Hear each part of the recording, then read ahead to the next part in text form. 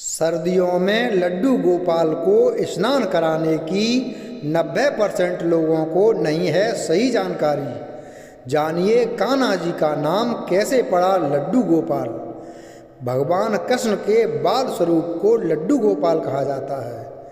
कई लोग अपने घर में लड्डू गोपाल को विराजमान करते हैं और नियमित रूप से उनकी देखभाल और पूजा अर्चना करते हैं। लड्डू गोपाल की सेवा किसी बालक की तरह ही की जाती है। ऐसे में चलिए जानते हैं कि सर्दियों में लड्डू गोपाल जी की सेवा कैसे करनी चाहिए। मौसम के अनुसार लड्डू गोपाल की सेवा के नियम भी बदलते रहते हैं। अब सर्दियों की शुरुआत हो चुकी है। ऐसे में आपको लड्डू गोपाल जी का विशेष रूप से ध्यान रखे जाने की ज़रूरत है ताकि आपको सेवा का पूर्ण फल प्राप्त हो सके। लड्डू गोपाल की सेवा में उन्हें रोजाना स्नान कराना भी शामिल है।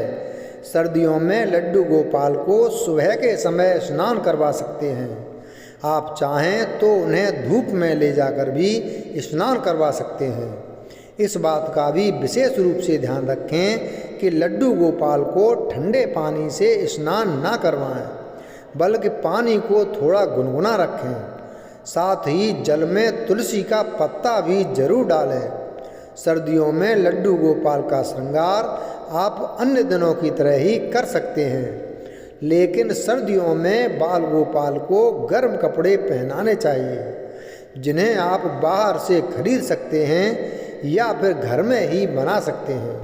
सर्दियों में आप लड्डू गोपाल को गर्म दूध में केसर और हल्दी डालकर तिल के लड्डू, गोंद के लड्डू या फिर गाजर के हलवे आदि का भोग लगा सकते हैं। इसी के साथ ही आप जो भी घर में सात्विक रूप से बनाते हैं उनका भोग लड्डू गोपाल को लगा सकते हैं। सर्दियों में लड्डू गोपाल को सुलाते समय उनके बिस्तर पर गर्म चादर दें और उन्हें शाल ओढ़ाकर सुलाएं। सर्दियों के मौसम में आप लड्डू गोपाल को रात के समय थोड़ा जल्दी भी सुला सकते हैं। साथ ही दिन में सुलाते समय भी लड्डू गोपाल के लिए गर्म कपड़ों की व्यवस्था करें। श्री कृष्ण को लड्डू गोपाल नाम से जाना जाता है। श्री कृष्ण के इस बाल स्वरूप की सेवा किसी बच्चे की तरह ही की जाती है। लड्डू गोपाल की प्रतिमा के एक हाथ में लड्डू है और उनका यह बाल स्वरूप बहुत ही सुंदर और अद्भुत लगता है। श्री कृष्ण के इस मनमोहक स्वरूप के पीछे एक सच्ची कहानी है। आइए जानते हैं श्री कृष्ण का नाम लड्डू गोपाल कैसे पड़ा। सबसे प्यारे सांवले सलोने मेरे लड्डू गोपाल।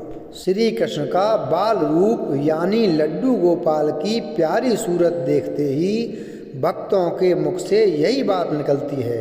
घर में लड्डू गोपाल को रखकर उनकी सेवा करने वाले लोगों को तो लड्डू गोपाल से एक विशेष प्रकार का लगाव होता है। आप भी अगर घर में लड्डू गोपाल को रखकर उनकी सेवा करना चाहते हैं तो आपको यह बात जरूर पता होनी चाहिए कि भगवान श्री कृष्ण के बाल स्वरूप का नाम लड्डू गोपाल कैसे पड़ा। आखिर लड्डू गोपाल की प्रतिमा हाथ में लड्डू थामे हुए क्यों होती है। आइए जानते हैं श्री कृष्ण के बाल स्वरूप का नाम लड्डू गोपाल पड़ने की क्या है कहानी।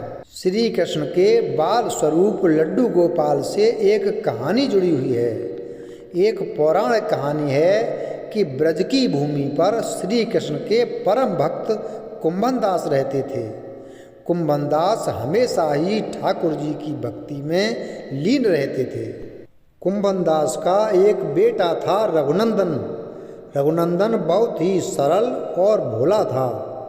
एक दिन कुंभनदास को एक नगर में प्रभु श्री कृष्ण का कीर्तन करने का बुलावा आया। कुंभनदास पहले तो अपनी श्री कृष्ण की भक्ति को छोड़कर नहीं जाना चाहते थे, लेकिन फिर लोगों के समझाने बुझाने पर कुंभनदास मान गए और कीर्तन करने के लिए चले गए। जाते जाते कुंभनदास ने अपने बेटे रघुनंदन को जिम्मेदारी सौंपी कि वे रोजाना श्री कृष्ण को भोग लगाने के बाद ही भोजन करें। कुंभनदास के चले जाने के बाद रघुनंदन ने खाने से भरी थाली श्री कृष्ण की मूर्ति के सामने रख दी। रघुनंदन इतना भोला था कि उसे लगा कि श्री कृष्ण स्वयं अपने हाथों से खाना खाएंगे, लेकिन थाली यूं ही भरी रखी रही। यह देखकर रघुनंदन रोने लगा और रो रोकर श्री कृष्ण से खाना खाने की प्रार्थना करने लगा। यह देखकर श्री कृष्ण ने बाल रूप धारण किया और थाली का भोजन खत्म कर दिया। इसके बाद जब कुंभनदास घर वापस लौटे तो उन्होंने अपने बेटे से भोग लगाया हुआ प्रसाद मांगा, लेकिन रघुनंदन ने बड़े ही भोलेपन से कहा कि ठाकुर जी ने सारा भोजन खा लिया। यह सुनकर कुंभनदास को लगा कि शायद उनके बेटे रघुनंदन ने सारा भोजन खा लिया है और अब झूठ बोलकर बचना चाह रहा है। इसी तरह कुंभनदास जब भी कीर्तन करने जाते अपने बेटे को श्री कृष्ण को भोग लगाने के लिए कहते थे।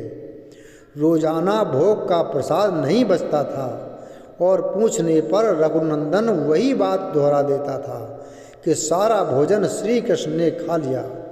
इसके बाद एक दिन कुंभनदास ने लड्डू बनाकर भोग की थाली में रखी और बेटे रघुनंदन को भोग लगाने के लिए कहा।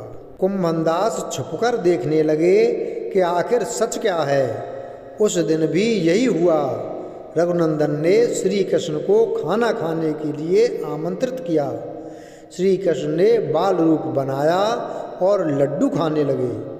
जब कुंभनदास ने स्वयं श्री कृष्ण को बाल रूप में देखा तो वे दर्शन के लिए दौड़े चले आए। उस समय श्री कृष्ण के एक हाथ में लड्डू और दूसरे हाथ वाला लड्डू मुख में जाने को ही था कि वे एकदम जड़ हो गए। इस घटना के बाद से ही उनकी इसी रूप में पूजा की जाती है और श्री कृष्ण के इस बाल स्वरूप को लड्डू गोपाल कहा जाने लगा। वीडियो अगर पसंद आया हो तो वीडियो को लाइक करें, चैनल को सब्सक्राइब करें और बेल आइकन प्रेस करें। धन्यवाद।